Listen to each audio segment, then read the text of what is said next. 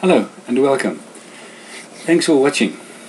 Today I would like to quickly review one of my other hobbies, whiskey.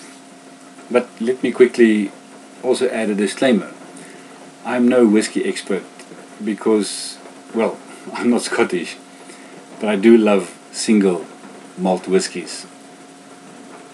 And I've had the privilege to own a few single malt whiskies, so I just thought, well, let me share some of my thoughts on the whiskies I've tasted over the years. So the other day I was actually browsing through a local whiskey supplier and I found this, to me an unknown whiskey, Glenbrynth, 12-year-old. And while reading the label, my first reaction was not to buy it, because it says here on the label, with all the characteristics of a traditional malt whiskey, but none of the heavy, smoky and peatiness usually associated with these malts. Now, that was the reason, because that's exactly what I like in whiskies, the heavy malty and peatiness. My favorite whiskey, for example, is Lagavullin. But then I decided, well, let me buy it and let try it, because the color was actually very nice. It was a very deep amber color.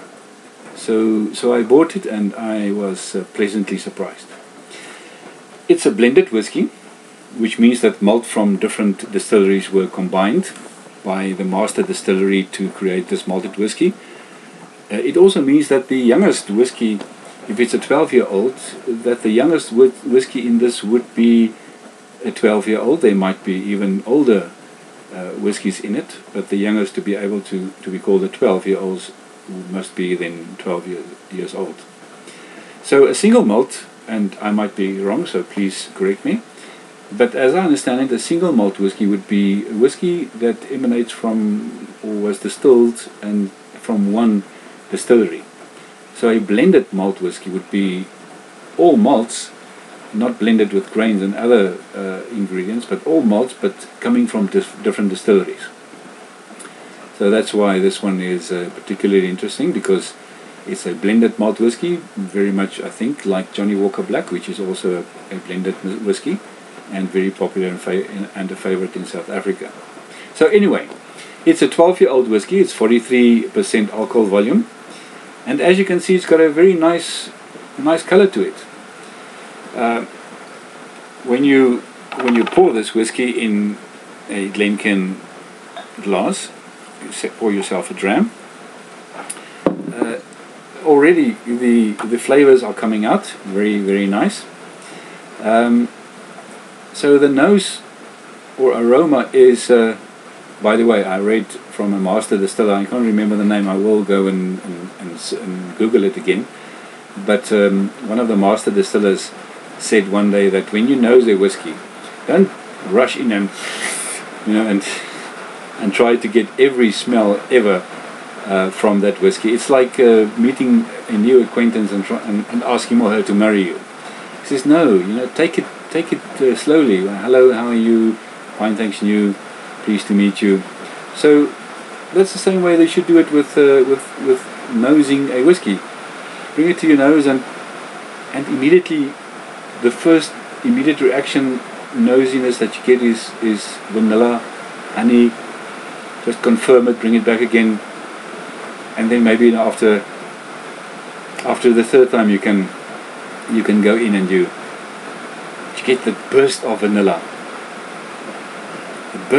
and honey that comes out, and after 2 or 3 noses we even get some spicy notes, and often it helps to add, let's say, about 5 or so milliliters of spring water, which will enhance the aromas, and yeah, and sherryness and oakiness and vanilla comes out, spicy notes, heathery, and even some floral notes that you can get from the nose. So that's on the nose. On the palate, it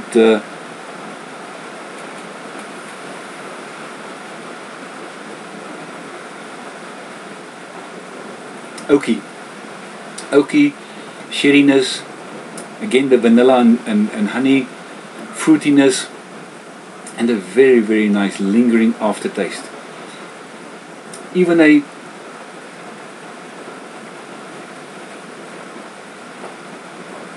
sweetness that comes through.